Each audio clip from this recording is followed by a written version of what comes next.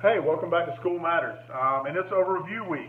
This week we're going to be focusing on different math standards that we've done throughout the year. So I'm going to go ahead and let you know what your students' week and homework is going to look like this week. Tonight we sent home addition and subtraction. We worked on that today, and that's what our example is going to be about here in just a moment. Tomorrow we're going to work on rounding in our classroom. Then we're going to move on to properties of multiplication on Wednesday, and then Thursday we're going to go over word problems. Those are just four of the different standards that we've done so far this year. So each day your student's going to have a different homework about something that we've already covered. I didn't want to jump into something new because I don't feel like I would be able to cover it before the students got back in January.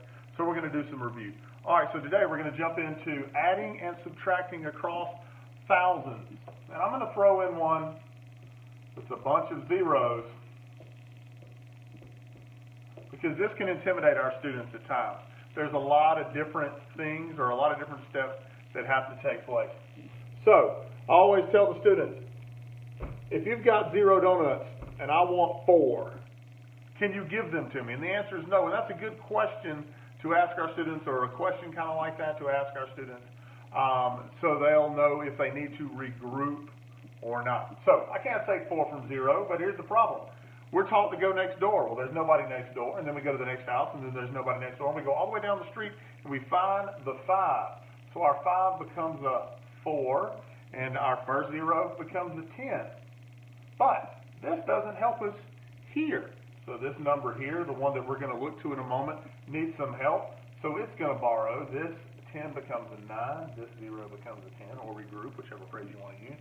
And now we've got a 0 that can finally get some help. We go next door, and this 10 becomes a 9, and this 0 becomes a 10. And now we're ready to subtract. What's 4 from 10? 6. What's 8 from 9? 1. What's 6 from 9? 3. And what is 3 from 4? 1. So 3,684 from 5,000. Your answer should be 1,316. And really quickly, I'll just go over a way that we can check it. And we're just going to add our bottom two. 3,684 plus 1,316. And when we do that, we'll find that our answer checks out, and our answer is 1,316. All right, so I just want to encourage you, if you have any questions about tonight's homework or about addition and subtraction, you can take a look at this, or go back and look at some of the very first videos we did this year.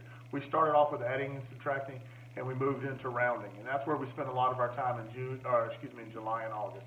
So I just want to encourage you to take some time, go back and review those with your students as they prepare for these holidays. Thanks, and have a great day.